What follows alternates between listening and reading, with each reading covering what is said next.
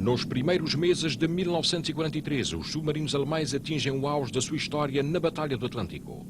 Em operações de flotilha, caem como alcateias de lobos sobre os comboios aliados. Só nesse ano de 43, Dönitz envia 100 submarinos para o Atlântico, 4 vezes mais do que no ano anterior. As baixas provocadas ascendem então a 20%, uma taxa insustentável para os comboios aliados. Churchill diria mais tarde que a única coisa que realmente temeu durante a guerra foi a ameaça dos submarinos alemães. A Cimeira de Casablanca classifica então como prioritária a derrota dos submarinos. Em meados de 43 dá-se a viragem na Batalha do Atlântico. A violação pelos ingleses do código de transmissões dos submarinos alemães, a evolução tecnológica no sistema de radar e a utilização de porta-aviões americanos nas escoltas dos comboios vão transformar os caçadores em presas.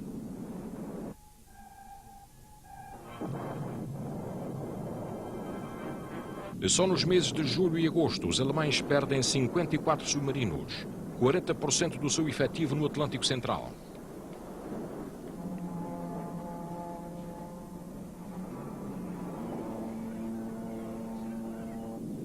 Em 1941 era já evidente que os alemães se preparavam para uma guerra submarina e de superfície para impedir a todo custo que os fornecimentos americanos chegassem à Europa. O plano estratégico de Dönitz era espalhar submarinos de uma ponta à outra do Atlântico e pôr termo a essa linha de abastecimento.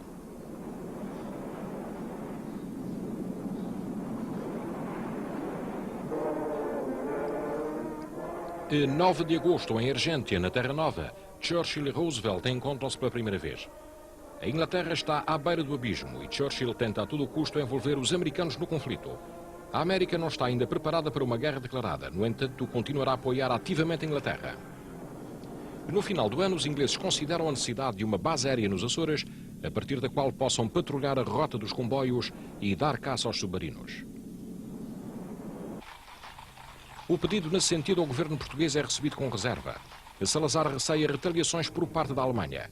No entanto, aceita a constituição de uma comissão para o efeito. Da comissão farão parte Craveiro Lopes e Humberto Delgado.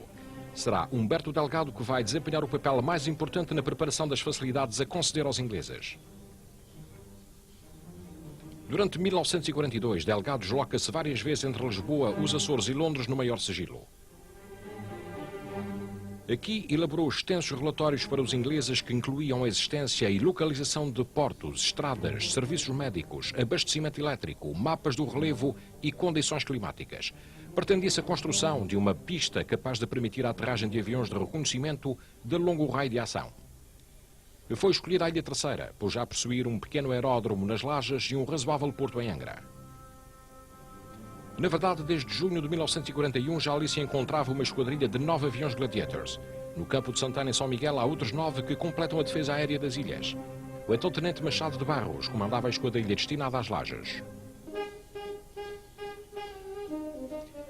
Em 1 de outubro de 1943, uma força britânica conjunta embarca em Liverpool no navio transporte Franconia. São 3.000 soldados dos 3 ramos das Forças Armadas às ordens do general de divisão aérea Geoffrey Bromett.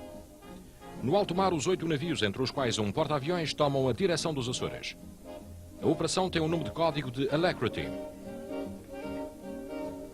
As chamadas facilidades aos ingleses haviam sido finalmente autorizadas a 17 de agosto por Salazar, ao abrigo do acordo militar anglo-português. Diplomaticamente, o acordo invocava o ancestral Tratado de Paz, Amizade e Aliança de 1373 entre a Inglaterra e Portugal. No dia 8 de outubro, os 8 navios ingleses lançam ferros ao largo de Angra do Heroísmo. Um número indeterminado de lanchas de desembarque inicia imediatamente o transbordo para a terra de homens e equipamentos, um espetáculo inédito que os angrenses não esperavam, nem tão cedo esquecerão.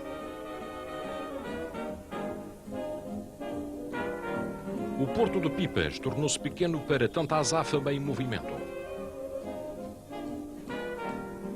Geoffrey Bromett coordenou pessoalmente as operações do desembarque.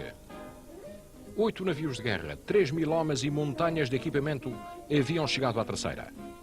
No entanto, só 5 dias depois, no dia 13, os jornais açorianos noticiavam o acontecimento. Em primeira página, uma nota oficiosa da Presidência do Conselho de Ministros divulgava a concessão de facilidades à Grã-Bretanha nos Açores. Dias depois, uma segunda notícia revelava que a Alemanha não considerava afetada a neutralidade de Portugal. Dias antes do desembarque, todos os cidadãos do eixo haviam recebido ordem para deixar rapidamente o arquipélago. Nada se sabe, nem convém que se saiba. Era a palavra de ordem que a censura militar fazia cumprir. Toda a correspondência que saía da ilha era discretamente violada, ao abrigo do segredo de Estado. As facilidades aos ingleses consistiam basicamente na utilização do aeródromo das Lajes na Terceira e do campo de Santana em São Miguel em situações de emergência. Previam também a utilização dos portos da Horta, Ponta Delgada e Angra para abastecimento de navios. As contrapartidas iam desde o fornecimento a Portugal de material de guerra até à defesa do território português em caso de ataque por parte da Alemanha. Ficava também bem assente que os ingleses voltariam para casa no fim das hostilidades. Os trabalhos decorriam a bom ritmo. No entanto, às 5h30, todos os dias, tudo parava para que os súbditos de Sua Majestade cumprissem a tradição de uma boa caneca de chá. A Royal Air Force estava decididamente instalada nos Açores. Os americanos teriam de esperar até 31 de dezembro para, usando as suas próprias palavras, entrarem pela porta das traseiras. Só nessa altura, Salazar autorizou que os americanos utilizassem os Açores com a condição de as bases continuarem sob o controle dos ingleses. Em princípios de novembro, o aeródromo estava em condições de ser utilizado e era afundado o primeiro submarino por aviões das Lajes. Os primeiros tempos na ilha foram difíceis para os ingleses, instalados em tendas de campanha, frequentemente arrancadas pelo vento e sujeitos à chuva e ao frio. Só na primavera de 44 se arranjou tempo para a construção dos abrigos pré-fabricados de chapa de zinco. A construção da pista fora considerada prioritária.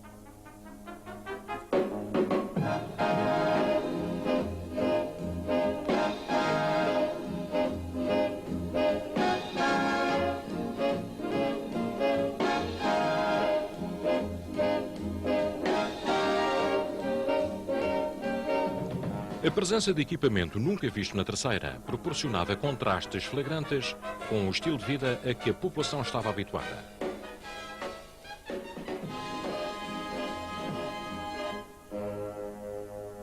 No final do ano foram inaugurados os 2.000 metros de grelha de aço da pista, tendo o governador civil cortado uma fita segura por homens da RAF e do Exército Português. A exibição de uma fortaleza voadora encerrou a cerimónia.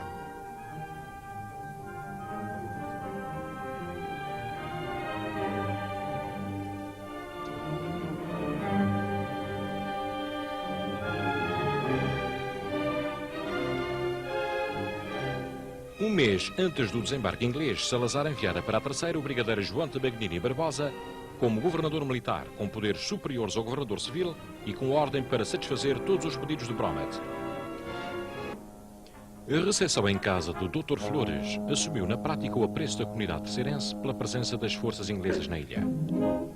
Havia perfeitamente a consciência de que só os ingleses poderiam garantir a continuidade de Portugal nos Açores ao abrigo do acordo militar, face à vulnerabilidade do território continental em caso de ocupação alemã. Ciosos do seu portuguesismo, com provas dadas no passado, os angrenses acumularam tamanhinha e Bromet de atenções e simpatia, a que não faltou uma tourada na Praça de São João em honra dos forasteiros.